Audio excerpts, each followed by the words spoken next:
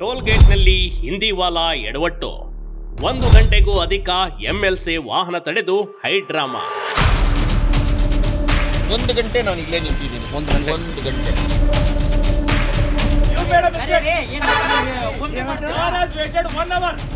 ಯಾರನ್ನ ಬೇಕಾದ್ರೂ ಕರ್ಸ್ಕೊಳ್ಳಿ, ನಾವು ನಮ್ಮ ಆಫೀಸರ್ಗೆ ಹೇಳಿದ್ದೀವಿ.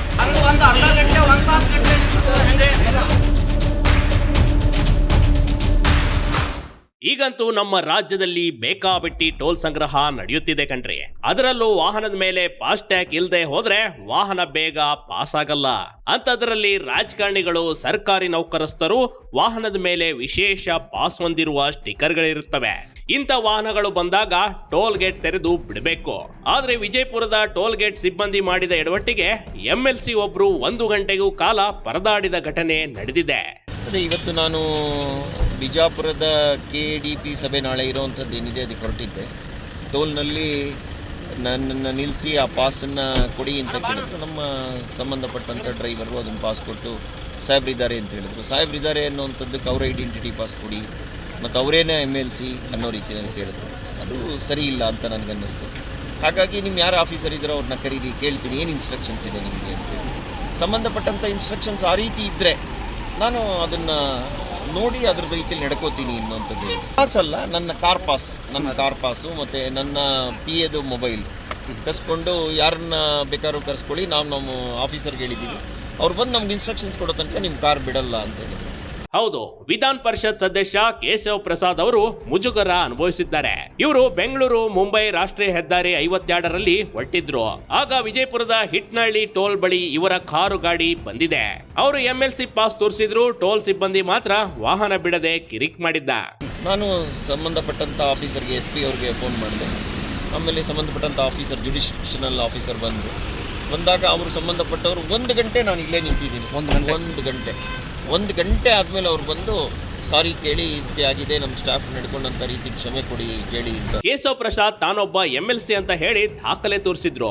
ಟೋಲ್ ಗೇಟ್ ಸಿಬ್ಬಂದಿ ಮಾತ್ರ ಕಾರಿನ ಮೇಲೆ ಸ್ಟಿಕ್ಕರ್ ಕಿತ್ತು ಕೊಡುವಂತೆ ಮಂಡು ಪ್ರದರ್ಶನ ಮಾಡಿದ್ದ. ವಿಜಯಪುರದಲ್ಲಿ ನಡೆಯುವ KDP ಮೀಟಿಂಗ್ ಅಟೆಂಡ್ ಆಗಬೇಕು, ಅದಕ್ಕೆ ಹೊರಟಿದ್ದೇನೆ ಅಂತ ಹೇಳಿದ್ರು. ಬರೋಬ್ಬರಿ 1 ಗಂಟೆಗೂ ಅಧಿಕ ಕಾಲ ಟೋಲಲ್ಲೇ ನಿಲ್ಲಿಸಿದ್ದ. She has to say that. Let them call her, na? She has made a mistake and you are apologizing that.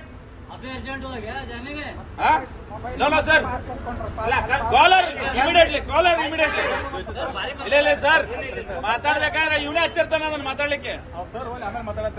ಅಲ್ಲ ಸರ್, ಬಂದ್ ಮಾತಾಡಲ್ಲ ಸಾಹೇಬ್ರೆ. 1 ತಾಸು ಅವ ಇಲ್ಲಿದ್ದಿಲ್ಲ, ಎದ್ದು ಬರ್ಲಿಕ್ಕೆ ಆಗ್ಲಿಲ್ಲ ಅವನಿಗೆ. You made a mistake. Sir has waited 1 hour. And you people are not coming to work. What is this? ನೀವೇ MLC ಅನ್ನೋದಕ್ಕೆ ಹೇಗೆ ನಂಬಲಿ ಅಂತ ಪ್ರಶ್ನೆ ಮಾಡಿದ್ದಾನೆ. ಅಲ್ಲದೆ ಕಾರನ್ನ ಸೈಡಿಗೆ ಹಾಕೋದನ್ನ ಬಿಡದೆ ಟೋಲ್ನಲ್ಲೇ ಗಂಟೆಗಳ ಕಾಲ ಸಿಬ್ಬಂದಿ ನಿಲ್ಲಿಸಿದ್ದ. ಕೊನೆಗೆ ಬೇಸರಗೊಂಡ MLC ಕೇಶವ್ ಪ್ರಸಾದ್ ಅವರು SP ಅವರಿಗೆ ಕರೆ ಮಾಡಿ ಮಾಹಿತಿ ತಿಳಿಸಿದ್ದಾರೆ. ತಕ್ಷಣಕ್ಕೆ ಸ್ಥಳಕ್ಕೆ CPI ಮತ್ತು DYSP ಅವರು ಬಂದು ಟೋಲ್ ಸಿಬ್ಬಂದಿಗೆ ಬುದ್ಧಿವಾದ ಹೇಳಿದ್ದಾರೆ. ಆಗ ಟೋಲ್ನಿಂದ ಹೋಗೋದಕ್ಕೆ ಬಿಟ್ಟಿದ್ದ. ಇದು ಕೇವಲ 1 ದಿನದ ಸಮಸ್ಯೆ ಅಲ್ಲ ಕಣ್ರಿ. ಯಾಕಂದ್ರೆ ರಾಜ್ಯದ ಬಹುತೇಕ ಟೋಲ್ ಗೇಟ್ ಬಳಿ ಹಿಂದಿವಾಲಗಳನ್ನೇ ನೇಮಿಸಲಾಗಿದೆ.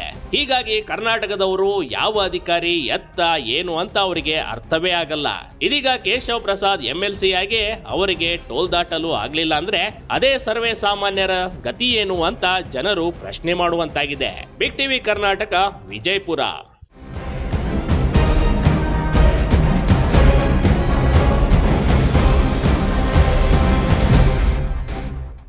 ಬಿಗ್ ಟಿವಿ ಕರ್ನಾಟಕ ಯೂಟ್ಯೂಬ್ ಚಾನೆಲ್ಗೆ ಈಗಲೇ ಸಬ್ಸ್ಕ್ರೈಬ್ ಮಾಡಿ. ಧನ್ಯವಾದಗಳು.